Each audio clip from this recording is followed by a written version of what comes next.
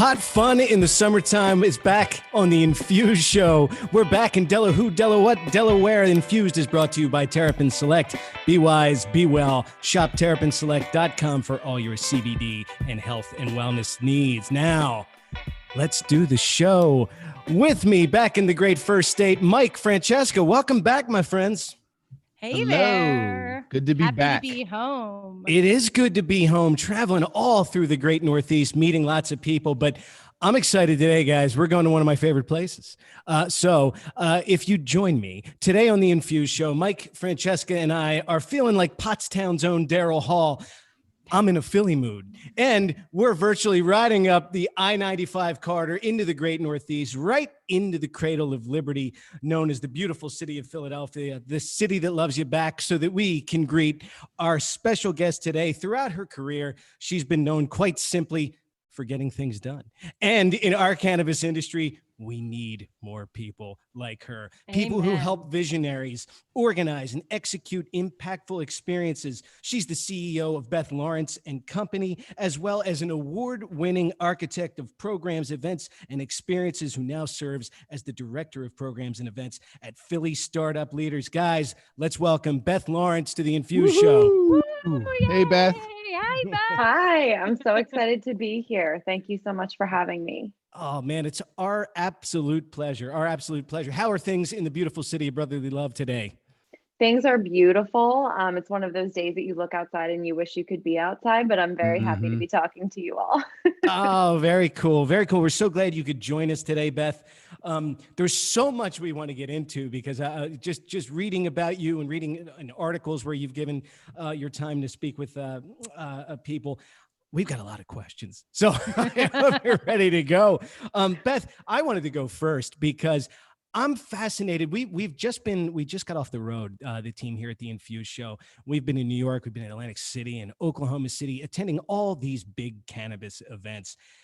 And to me, organizing an event is just, I want to like roll up in a ball in the fetal position, just thinking about it. How did you get into this as a career choice, Beth?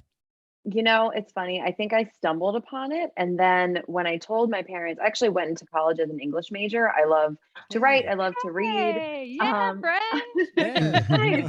I wanted to be a professor at one point, and then I took one class and he said, the professor just, mentioned that he had taught Hamlet every year for 30 years. And I thought, I couldn't do it. So just that one sentence led me to change my major, and bless my parents, went through a couple different major changes. And then when I said, I think I want to do event planning, they said, oh my God, that makes so much sense. And they told me the story about how when I was young, I would wake up at 6:48 in the morning, every single morning, and just start talking and asking my parents about what we were doing, who we were going to go see, what we were going to have for dinner, what we were going to have for lunch, what we were doing tomorrow. So they said, you have always been a planner, so this is perfect for you. Oh, wow. Yeah. So when it came down to be or not to be a professor, you went with not. Yeah, that's smart. Yeah. I love that. In my younger and more vulnerable years, I taught Fitzgerald every year for 13 years. So I can tell you. Oh my gosh, I love it. You made the right. It gets a little repetitive day after day. So you made a cool choice. It's a really interesting thing that brought you to Philly Startup Leaders. Now, can you tell us about the genesis of this? Sure. So Philly Startup Leaders is an organization I've known about for a very long time. It sort of stands alone as the nucleus of the startup ecosystem in Philadelphia. They really have always, they started out in 2017 as like a very pizza and beer volunteer-led organization. And when I say volunteer, I just mean startup founders that were looking for community, looking for people to, kind of be along on the journey with. Because at the time the ecosystem was really kind of small and in Philadelphia, and now it's grown into, as you see from our 5-year vision, we have big dreams and we have big goals. And so I sort of stumbled upon being involved in Philly Startup Leaders. I was involved with a startup called Snap Kitchen out of Austin, Texas. It was a health food-based startup. I launched the Philadelphia market, 9 stores, the app, did about 250 experiential events in the 2 years that I was there, and got involved in Philly Startup Leaders then, started going to their events and getting more connected in the startup community. And then when I got laid off in 2017, started my own business in 2018, I started to kind of see friends of mine become more involved, and people that I really admired in the community, become more involved and visible in Philly startup leaders. And so I reached out to the executive director, who I knew at the time through my relationship with Snap Kitchen, and just said, hey, I have this agency, just wondering if you need any help. And she actually said, ironically, we're looking for help in a few months on this event. And that event was Founder Factory in 2019. Fast forward to 2020, my firm was hired to do the in-person Entrepreneur Expo in May. And as we all know, those things just sort of didn't happen. Yeah. But to Philly startup leaders, amazing credit. I just said to them, look, I know that we do events. I know events are changing, but we also can help you with marketing. We can help you with community engagement. I can help you just kind of keep organized. And so we were able to work it out. So as a nonprofit, obviously, they had to make sure that their budget was a certain way. And I wanted to really make sure that I was able to still support them. And so I stayed on and helped them through that sort of chaotic period of transition in the pandemic. I supported the accelerator programs, and then previous executive director left. Once they found the new executive director, Isabel Kent, ironically, both of us kind of came from the cannabis industry, and we had been, at least loosely, in the cannabis industry, each of us, and people have been trying to introduce us for years. And when I say years, I mean like 10 years people have been trying to introduce us. And now I know why, because as soon as I met her, and I really started to listen to her vision, her grand vision for what Philadelphia could be, I realized that it sort of, the role that they were looking for, which is director of programs and events, I had been doing it already with my agency. I absolutely love working with early stage startups, but also this amplification piece of kind of putting Philadelphia on the map, and specifically Philadelphia's innovation ecosystem on the map. That was super appealing to me. And so I started full-time in-house in July of 2021, and I sort of haven't looked back since. Wow. So you were in cannabis before you started the cannabis program in the Philly Accelerator, right? Yes. So when I started my business in the beginning of 2018, did a lot in tech. Obviously, I was involved in tech and startups, so that was kind of easy for me. Did a lot with networking and ecosystems. And then I sort of intentionally said, okay, I love innovative spaces. And tech, obviously, I was doing voice tech conferences, and at the time that was very innovative and very new. And I looked to what was happening around the world, and I saw cannabis as an opportunity. And I just said, I've been interested in it, so to speak, since, college. And then I think I saw the writings on the wall as far as what it could be. And truly what I did was I looked up the best cannabis conferences in the country, and I emailed all of them and kind of did the same exact thing I did with Philly startup leaders and said, this is what we can offer. Do you need help?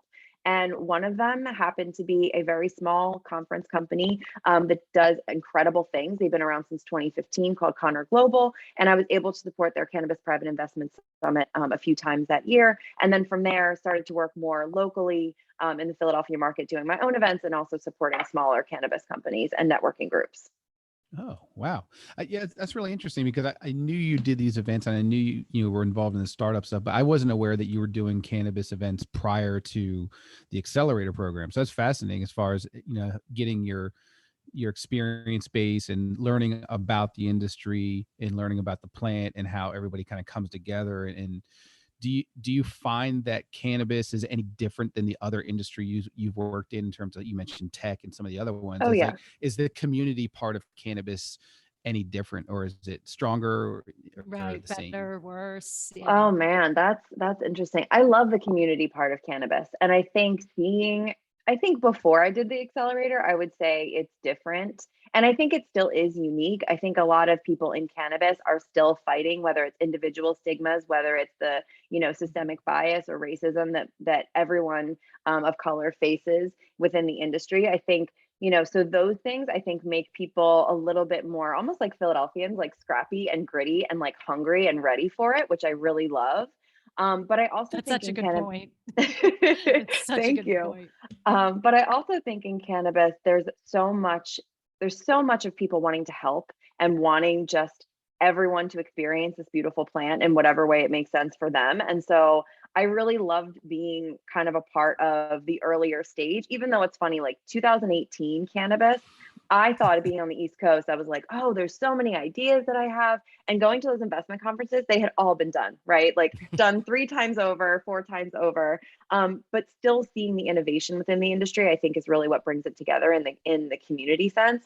And I think that what kind of meshes them together for me is that hunger. It's that startup founder that has this idea that really thinks could change the world, whether it's for one piece of the population or the entire population, and then getting them to see and actualize that reality, whether it's in 12 weeks or just being a part of our ecosystem, is so super rewarding. And so I think the common thread is that hunger, but also that unending support. At least that's been my experience in the Philadelphia ecosystem and in the larger cannabis ecosystem. And you're working with a lot of like young entrepreneurs, people that are in the startup mode, right? And so have you noticed, or have you had to make any adjustments as the business of cannabis has evolved from 2018 to where we are now? I feel like it's light years different, and it's so different, West Coast versus East Coast, and where it's legal versus where it's gray versus where it's not at all, like hello Delaware. So it's just I'd love to hear about how you've had to adapt to those changes. Well, from an event planning perspective, I think it has been just such a journey. I did an event in 2018 in Philadelphia, and it was a CBD. We had a chef, the herbal chef, Christopher Sage. We flew him out from Los Angeles. We had a demo for 50 chefs in the hospitality industry, telling them how to extract and infuse. I think the legalities of that were a little bit rocky at the time, which we didn't know, but virtually no one would touch it. No one would write about it. No one would post about it. We were getting reports on Instagram. We weren't allowed to use, this ticket platform. We had to apply to use that ticket platform. It was just such hell. And then seeing that versus the receipt of, for example, the Accelerator program, everyone wanted to write about it. Everyone wanted to talk about it, because I think even in that 4 or 5 year period or 4 year period, things changed so much, and people's appetite for more information, I think, changed. And I think also, changing every single day, the laws are changing everywhere. Yeah. So I've always been a big proponent of keeping, your attorneys, your cannabis attorneys, really close. So I was really happy to get them involved. Specifically, we had one local cannabis focused law firm that really helped us with this accelerator program, because that was really important to me. We want these folks to develop companies that they can scale and that can create generational wealth for them. Well, we can't do that if we start off with something that's truly illegal still, right? Yeah, there's some major hurdles there that you're not going to get over. That's really cool. And so when I love the idea that you're working with startups and with a lot of entrepreneurs that are just coming to you basically with ideas. Is that essentially it? They're like, listen, I think I have the next big thing. I know I can make a living off of X, Y, or Z. Have you seen any kind of, I guess, commonalities across the board of what will yield success for those people that have a good idea versus the ones that don't actually end up going anywhere? Because we all know that a good idea is not even worth the paper you're writing it on if you don't put a whole lot more behind it. And so just kind of, if I'm sure there's a lot of people listening that are like, I know I could get into cannabis with a good idea. And so how do they take it beyond the idea stage? Ooh, we talk about this all the time. No, I think in terms of the characteristics that you need to have, we talk all the time about people being coachable. And I think as founders, even for me in my consulting business, we're so close to what we're doing that any sort of feedback can feel detrimental. It can feel like, oh man, like I'm just going to throw my arms up. I'm not even going to try because I had this idea and this investor, for example, said that they didn't like it. Well, guess what? That's one investor out there. That's one person out there. That's maybe not your customer talking to you, but it might be your customer. It might be your customer doing you a solid and saying like, hey, I really love what you're doing, but like, maybe look at it this way. And I think sometimes founders get so caught up in the pride of it all. And I understand it and I empathize with it, but I think being coachable and really, we see the founders that are most successful, even just in our accelerator programs in that small amount of time, are the ones that really stop and take it in. And they say, okay, we're talking about mission and vision and value proposition. I have a mission and I have a vision, I have a value proposition. Some will just stop there and they'll say, well, I have that already. I don't need that. I am talking to this customer. But the farther they get in, when we get into customer discovery, for example, or product roadmap, they may realize that what they're developing is not the real answer to the problem the customers are having. And so if they don't really let it sink in and take really inventory of what they've been doing and look really closely, not at the company, but at what they're building and the solution and the longevity of it, that I think is what separates folks. And then I'm sorry, what was your second question? I can't remember. Guarantee she won't remember it. I definitely don't remember because it was all one in my head. So I'm sure you answered it. But yeah, I'm trying to remember it. I'm sorry. No, we were talking this morning about it, Beth. We were talking about it this morning, and one of the observations I had from my interaction with your accelerator program is that, there was a lot of really, really fascinating ideas, and there was you could see that people were determined to make this happen. So it wasn't like they were coming in and they get one no or one piece of bad information and they're throwing it in. So you brought up coachable, and that I sense that also, and I could really sense the determination and their willingness to be adaptable with their ideas, because a lot of the people, at least my experience or my I guess I should say my impression was that it's hard when you're from outside the industry to come up with a product or service that will fit and have value within the cannabis industry. So to be able to listen to others and adapt your idea and be flexible and to, take that voice of customer and understand how you might have to tweak your concept to really be able to reach your target market and to add value to the target market. It was so critical, but it's not an easy task when you're working from outside the industry and trying to find your spot within the industry. It's not easy. And I was impressed with the group you had in place and where they were, and you could see the progression and the energy and the camaraderie, I guess, is one of the other things I think I'd throw in there, is they were all rooting for each other. And it was tangible. It really was. It was neat to see.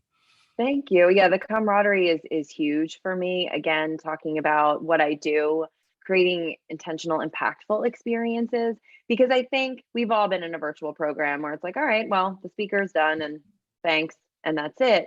And even in virtual cohorts, when you're meeting with the same people once a week for 10 weeks, there's not a lot of opportunities to get to know one another. So we actually did accountability. We had accountability partners where each week they met with a different person within their cohort, and also crossing over to our ethical entrepreneurship cohort to get that feedback from outside the industry that sometimes I think is valuable. They also had, session mentors and speakers weekly, and they had dedicated mentors. And Mike, I know you helped in that respect as well. And I think because they're all going through this intense thing at the same time, it's almost like, like the real world or some sort of like crazy, exactly. it's like in a vacuum.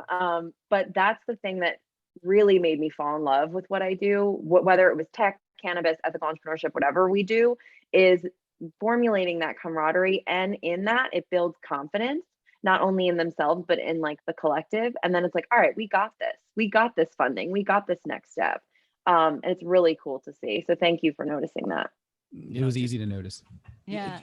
Just listening to Mike's experience beforehand, Beth, and then hearing a little bit more today, I know you would have been a great educator, because looking at accountability partners and what the people in your program are learning. I'm sitting here as a former educator going, damn, this is well put together. So for our listeners, could you? I want to focus on the Cannabiz Accelerator specifically here. Sure. Could you take them through what the normal participant will experience in a program like that? Sure, absolutely. So we actually this spring, we're big on iteration and ourselves in Philly Startup Leaders. Obviously, being in the startup space, we always try to iterate. So we typically have 12-week programs. This spring, we did 2 simultaneous 10-week programs, one of them being cannabis. But typically, it's a weekly session. So in those weekly sessions, they're about 2 hours long, all virtual. And we do this virtually because we find that it actually meets people where they are in a lot of cases. You're from this area, how traffic is. Trying to get downtown at 5:30 just is not, it's not feasible. And especially if folks have children or if they work non-traditional hours. So anyway, we meet virtually 2 hours per week. We have a speaker for about a half hour. This year, I actually mixed it up with some panel discussions, and I really liked that. It used to be just a straight, tactical 30-minute, here's how you do this. But I really like the panel discussions because it gives you a various different opinions and approaches, especially in a vast industry like cannabis. And then from there, we break the group of 10 into 2 or 3 smaller groups, depending on how many folks are participating as speakers and mentors. And we have facilitate Q&A sessions. So that really is, for me as a founder, for example, like I would come in there with my questions to ask that speaker specifically based on their experience. So Mike, I think you did the one with growth mode. So, Yep. you know, all the founders came in and they had questions about product or sales or how to get their product and what they're building out there. And then from there, we also have a program guide, which serves as like a workbook style companion. So we have prompts and questions that they do each week with their accountability partner so they can work through that together. And then we also do weekly surveys, and I try very much to adjust it on the fly based on the survey feedback. So if they say, for example, it would be great if we could do a half-hour virtual networking beforehand, I try to build that in and make it happen. We really try to listen to the cohorts and adjust the program based on what they need, especially since the pandemic. And so we take them through from mission, vision, value proposition, customer discovery, product roadmap, really honing in on your business model and your revenue strategy. Then we go into pitch prep, and we have a lightning pitch night halfway through, which is amazing because they get to pitch in front of real investors. And we had folks this time from 3A Ventures, from Meridia Capital Partners, from people who have really been titans in the industry for a really long time. So I was really proud of that as well. And then from there, we get into more of the scalability. So talking about organizational development, hiring, fundraising, growth mode, things like that. And then at graduation, the founders had the opportunity to exhibit at our Entrepreneur Expo, which was, it's our signature event, our signature spring event. And it was the first time that we had any cannabis or hemp related businesses at that expo, which took place in May this year.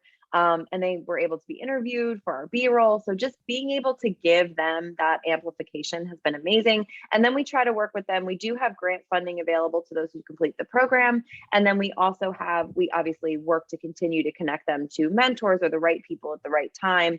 And we check in on a steady cadence to make sure that if they need something from the community, we're able to be there for them.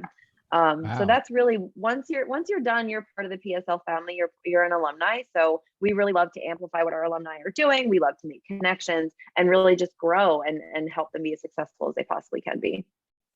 Beth, I want to ask you about the pitch night. So I can only imagine how nervous some of this people were, as far as like taking this thought, this idea, this concept that they've been working on for, at this point, what you said, about 5 weeks or so. Mm-hmm. I mean, some of them did have a concept before, but yes, they've been honing in on it for 5 weeks. Yeah. So it's still pretty fresh. And now to go and have some big hitters in the audience that might be the ones that come in, like Shark Tank, right? Yeah. I mean, it had to be pretty nerve-wracking for them. So how did it go? Did people like take to it and do really well? Was there a lot of nerves? Was there any, how did it go? Thank you for asking. So pitch nights are always complicated, whether it's virtual or in person. We had this one virtually, but again, meeting people where they are. We had like 12 investors or something that were able to join the call, which is a far cry from what we would normally have if we did it in person. I think they did a 3-minute pitch. And we did have a timer. I know we did have a timer. We gave them suggestions as far as, we would do these 5 slides and cover these 5 topics. We did tell them who would be in the judging room so that they got a sense of who would be there.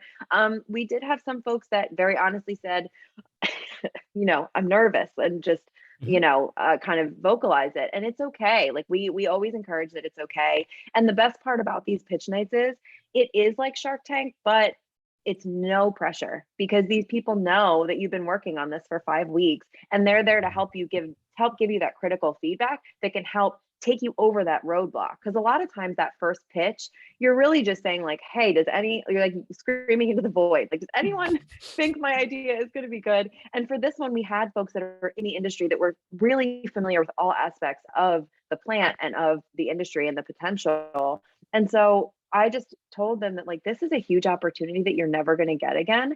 And if you think that they asked you a tough question, I would follow up with them and ask them for more information. Like I tried to tell them again, like we talked about, advice. You really have to like remove yourself from even if you're the face or you're what you're selling, you have to remove yourself from it, because you have to listen and get the feedback, because that feedback can be so critical. And those that listen really kind of took off from there. It always happens. That's great.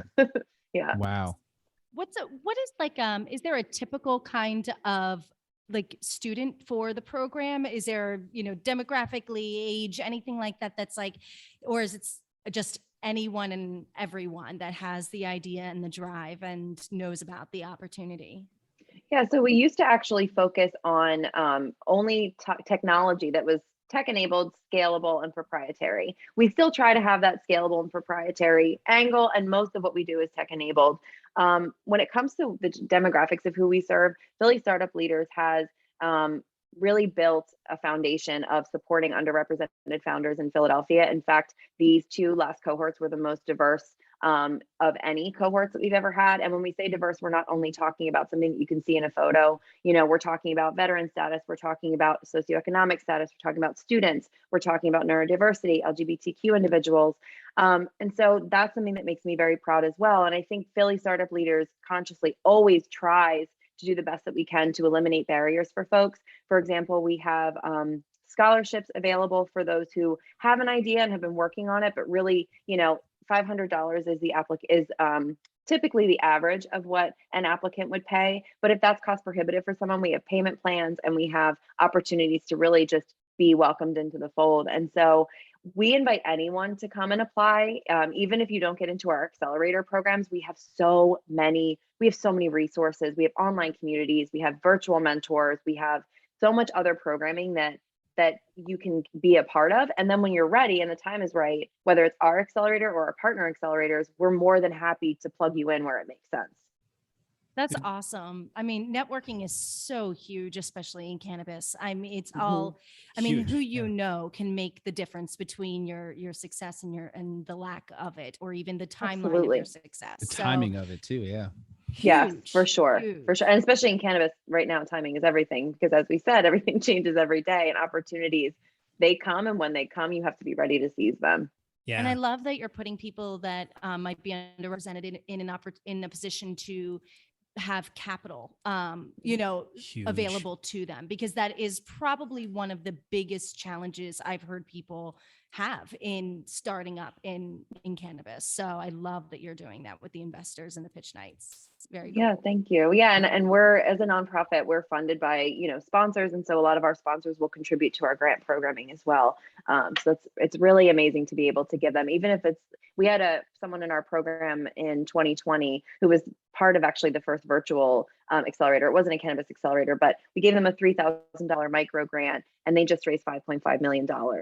So Wow. this makes real change. Congratulations. Thank you. We're really, really Popping proud of this champagne on program. that one. Thank you. Yeah, we have very, very many all-stars in our program, and we're really, really proud of all of them.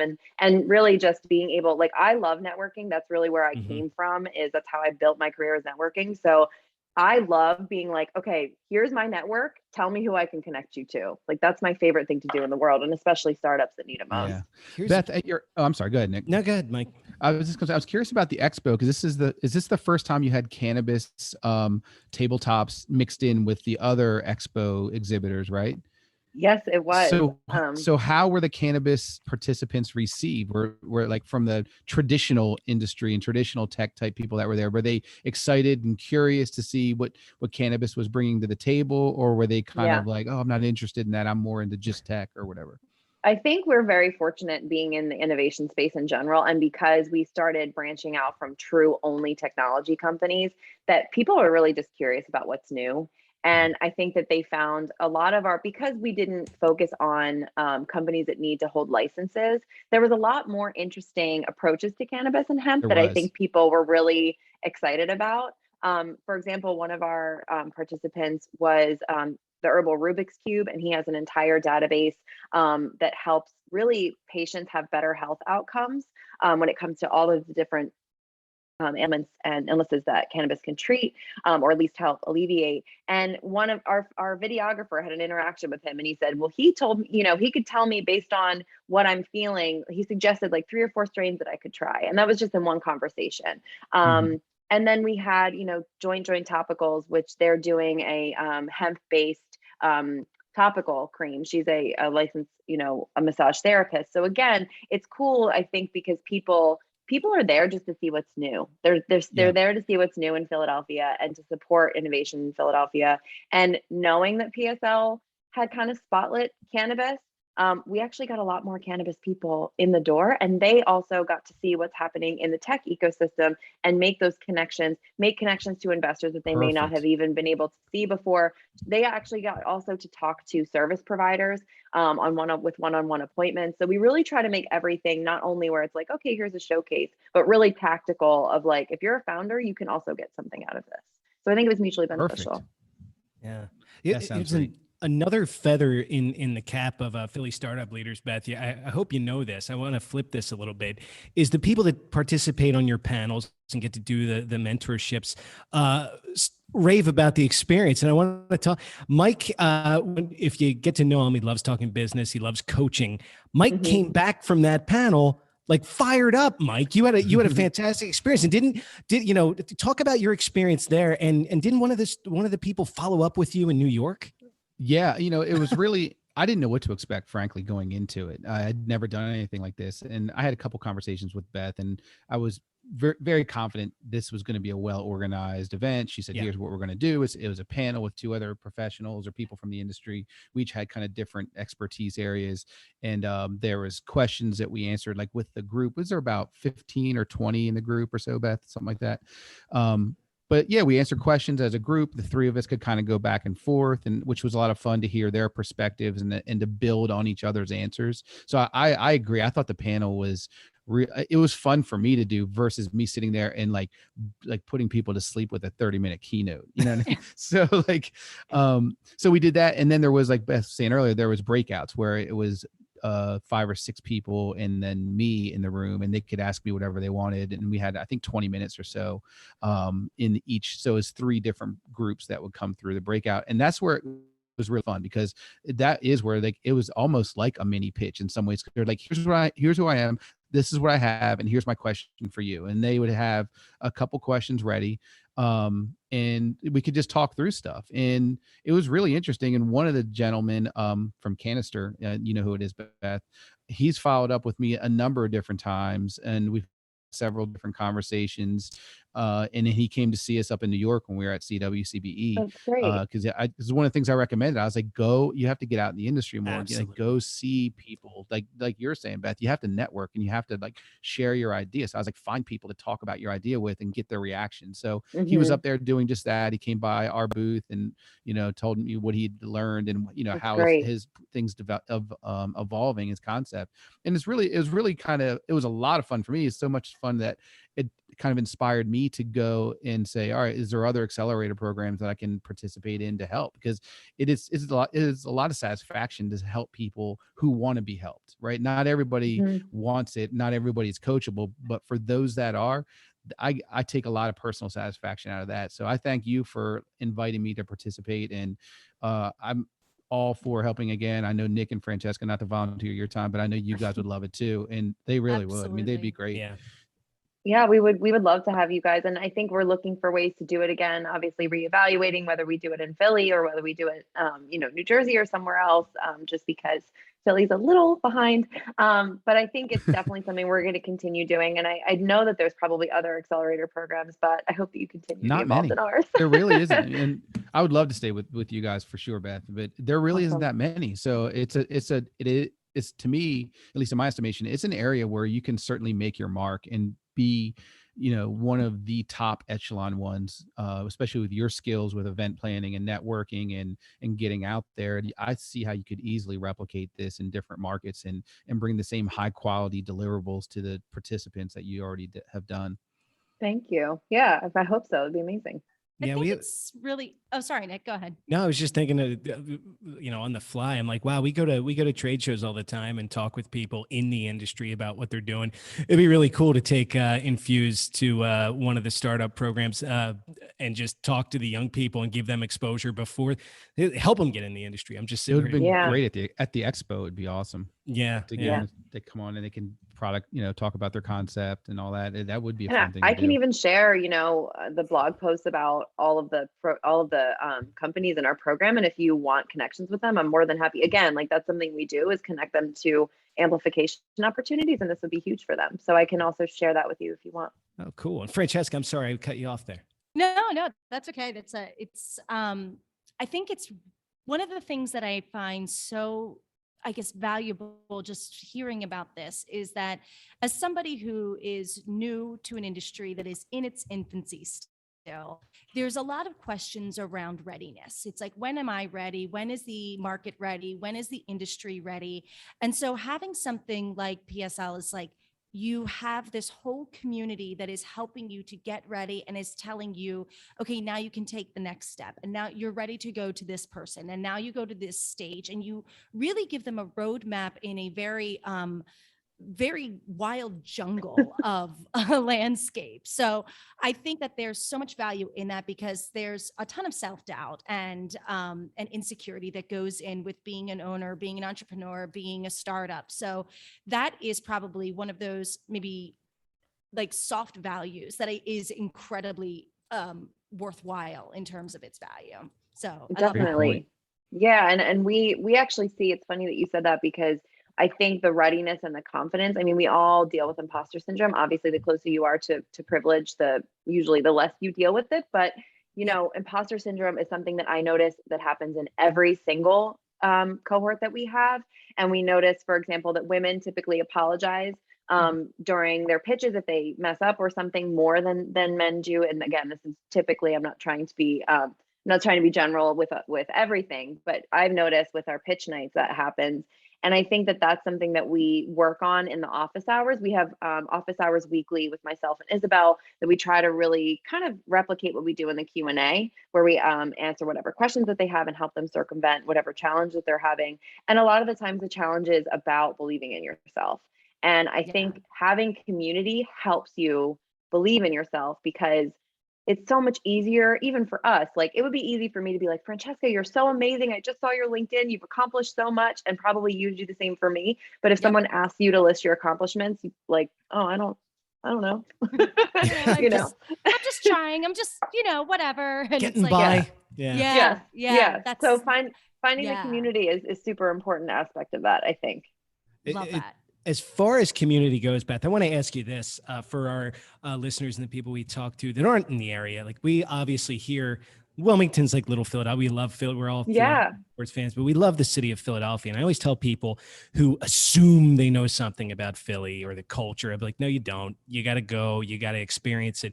So could you speak to doing this kind of work right now? It really is. Philly's undergoing this incredible kind of renaissance. I mean, 20 years ago, there are places you wouldn't go that are now, you've got artists doing amazing things there. And it's got to describe the vibe and the energy that's going on up there for our listeners. Especially for people who only think of Santa throwing snowballs at people when they think of bullshit. Yeah. Oh my gosh. Well, there's a lot of reasons, like Florida. There's a lot of reasons on the internet that you can see Philadelphia. Sure, being like kind of a rough Florida. place. I love Florida too. No shade on Florida. But I think with Philadelphia, I think we've always kind of been known as like the little brother, or the little sister of like the New Yorks and DCs of the world. And I think that Philly is kind of owning our grit now. I don't know if it's like Gritty, the actual mascot, but I think we're owning our grit now. And I think we're saying like, look, we've survived and thrived through all of these decades of change in our city. And make no mistake, there's still a lot of change that has to happen in Philadelphia, locally and kind of globally. But I think that we are recognizing that this is our moment, and that this is, Isabel always calls it like the next great age of innovation. Like, we're in it right now. Yeah. And so we have to take what we have and what we've been building and amplify it and tell our story on a larger scale. I mean, I always wanted, I grew up in South Jersey. I always thought, I'm moving to New York when I graduate college, especially in events. I'm moving to New York. And then I started getting more involved in Philly, went to college outside of Philadelphia, really saw the writings on the wall for what Philly could be. And this was back in 2009 when, everything was kind of still up in the air and events were crazy. But I was like, you know what? I'm not gonna abandon Philly. I'm gonna stay here and I'm gonna see what I can help build and how I can help contribute to this next great age. And I think that's what a lot of people do. A lot of people love Philly, and even if they leave, they come back and they apply what they learned somewhere else, and they do it to make Philly a better place. Love it. There's so Love much it. Philly pride. I mean, it's so much that it leaks into Delaware and we adopt it. Yeah, And, yeah. you know, it's And New Jersey fantastic. too. Yeah. Yes. Yeah, For sure. exactly. I think That it's yeah. tri-state area is tight. Yeah. Yeah. Yeah. All it took Yeah. was Chase Utley telling the Mets where to go at the World Series celebration, and then everything just took off from 2008. Yeah. And You then got there was it. fuck around and find out and Yes. doing the butt as a protest and like all that. Yeah, I yeah. loved it. Look, And then no one likes us and we don't care. All of Yeah. oh yeah, yeah. It's Yeah. awesome. Captain Jason Kelsey. Beth, look, we gotta promote. I know there's going to be people that want to volunteer. I know there's going to be people that want to donate. How do they do that? How do they follow you guys? How do they get in touch? Yeah, so website is phillystartupleaders.org. Our blog is always up to date, including with the applications and information about our 2 fall accelerator programs. We also have opportunities there for you to volunteer. Look out for us on social media. It's at Startup Leaders on Instagram. And then connect.phillystartupleaders.org is one of our virtual platforms. And even if you're not in Philadelphia, but you're curious about the ecosystem, if you're a startup founder just kind of looking for community, that's a great place to start. That's also where our community events calendar is. And you can list wins, you can share updates about your company. You can even create your own individual profile and a startup profile. So it's great to kind of start to feel around in the Philadelphia ecosystem.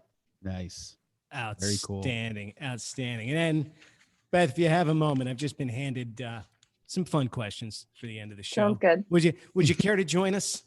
I would love that. All right. We said it's hot town summer in the city of brotherly love and sisterly affection, mind you. Thank you. Beth, what do you need to do to actually feel like, it's summer? Is there a thing? Is there a dish you eat? Is there a song, a movie? What do you have to do to say, now it's summertime? I think for me, being near water is huge, whether that's going swimming in a lake, going kayaking, or I have a local community pool. I'm a person that just needs to be in the sun next to water. All right. That's how you have a summer. Mike, Yeah. Is there one thing that just says summertime? Yeah, my one thing that says summertime actually just happened because the weather hasn't been too great, but it's when I have that first 80+ degree day and I'm parked on the beach in Dewey. It means summer to me. Yeah. Very nice. Very nice. Francesca, what's a summer to you? For me, Nick, you know this one because you're a part of it. Our summer kicks off for me when we watch Jaws for the first time. Oh, It yeah. is our inaugural movie for the summer. It's like the Christmas vacation of Christmas. It is. But, just not great for Alex Kittner, but for No, everybody else. that poor Kittner kid. No, yeah, that is a damn good one. The Jaws tradition. I have to agree. Although I don't know if I could do that thing where you guys have seen that thing where you go out and they put the screen up on a barge and you sit in a tube and watch Jaws. I think I would get freaked absolutely do it. No way. There's no way. They were doing that last year on the bay in Dewey, like on the Really? bay side, and God. you would be in the water, and I was like, "There's no goddamn way I'm doing that." Like I don't even know if I would shark sit in a scene. pool. I really don't know if I would actually sit in a pool and watch Jaws. What about you, Nick? I gotta have the windows down, and I have to play 1978 Grateful Dead, Bertha from Iowa. It's a song that did everything about that recording. Summertime, blast it while I'm driving around. Then I feel like it's good. There is summer band for me. So There you Yeah. go. Yeah. For me, it's Style. Dave Matthews Band. I should have said that. Dave There- Matthews Band concerts. That's a That's good for one. Outdoor all day on the Yeah. lawn. Yep, exactly. Brilliant. Perfect. Brilliant. Perfect. And it. Francesca, you usually ask our guests one of your trademark would you rathers. Do you have one for us today? I do. I have a would you rather. And Beth, I think both of these things are pretty integral to everything you're doing. So I'm wondering, would you rather live in a world without social media or live in a world without money? I think without social media, because I do think money can be used. I don't think social media has to be used for bad. I don't think money has to be used for bad, but I think social media distracts us from a lot of the things that are really going on. And I think everyone could benefit a lot from just taking a long walk outside without their phone. Nice. Like it. That's a good Well said. answer. Well That's said. a I like good it. answer. I'm with you on that one, Beth. When I was thinking through that one, I was thinking, wow, I would gain an hour and a half a day if I was in a world with no social, That's with no it. social media. Check My that screen phone time screen would drop. time. Yeah. Yeah, I'm gonna go there too. I wouldn't be sitting here thinking like, is Bryce Harper's thumb all right? Yeah, I wouldn't. I wouldn't know anything about the Kardashians. I would know nothing about them. For some reason, I know everything. Oh, that man, what a vision! That's great. Francesca, Yeah. Francesca, what did you pick? I'll be the contrarian. I'll go for a world without money because I think if you can't monetize social media, it goes bye-bye. So I get to kill two Ooh. birds with one stone and come up with a whole new system of trade and bartering. And, maybe we can do that with some plants instead, some different kind Ooh. of green. Wow. Now that This sounds is- good. Wow. A lot of questions. I have a lot of follow-up questions that I've written down. They're gonna do infused after hours, where it's just Mike and Yeah. Francesca going back and forth on that. This has been an absolute pleasure, Beth. Thank you so much for joining us, and sincerely, thank you for the work that you're doing in our region. It's important. It's what I always call the big work. You're giving people a pathway into a space that we love and into an industry that we believe in. And just thank you for your time and what you're doing. Thank you all for having me. This was really fun. Awesome. Awesome. Awesome. See you soon, Beth. Jinx. Yeah. Right. See you guys soon. Our Thanks, guest Beth. today has See been ya. Beth Lawrence from Philly Startup Leaders, phillystartupleaders.org. Check them out, donate, and follow what the big work that they're doing. Guys, it's been a pleasure today. We're going to see you next time from Delaware. Bye-bye, guys. See you.